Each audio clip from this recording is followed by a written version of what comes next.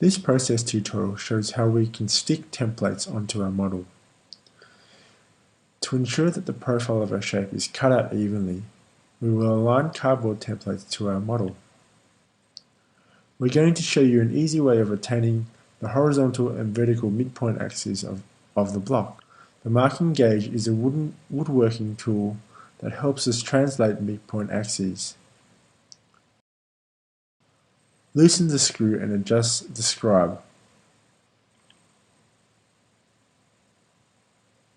Now you can change the width to find the midpoint of the face. Measure and mark a point close to the center of the block. Flip around the model and make another mark. This gives you two marks with an equal distance from both edges. Adjust the needle point towards the center of both marks.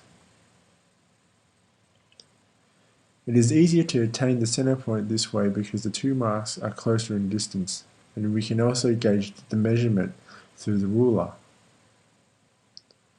Use the measurement on the gauge for guidance. Once you think you have the center, tighten the screw. Make a center point mark incision. Flip around to check that the center point mark is the same on both sides. You should have 3 dots, with the middle one being equidistant from both edges. Run the tool throughout all faces. This will inscribe a midpoint line throughout the front and the back face.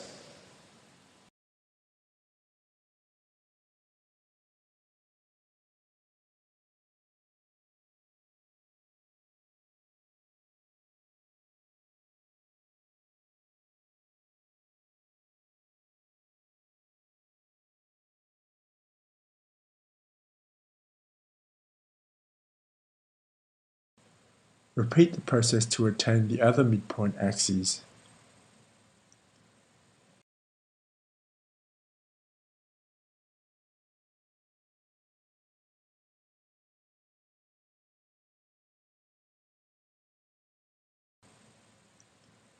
You should now have both midpoint axes running through both faces of the model. To make these more clearly defined, go over the axes with a ruler and a pen.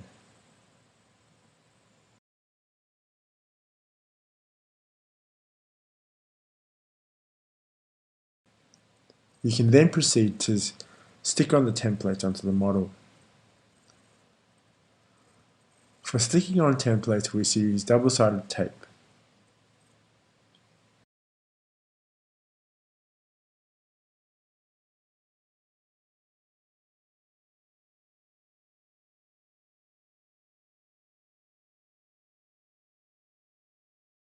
Stick a piece of double-sided tape onto the cardboard.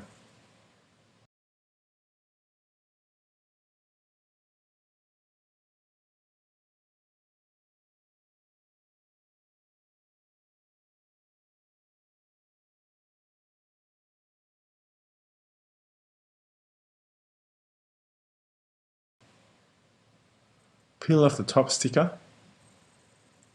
and then place the profile onto the surface of the block.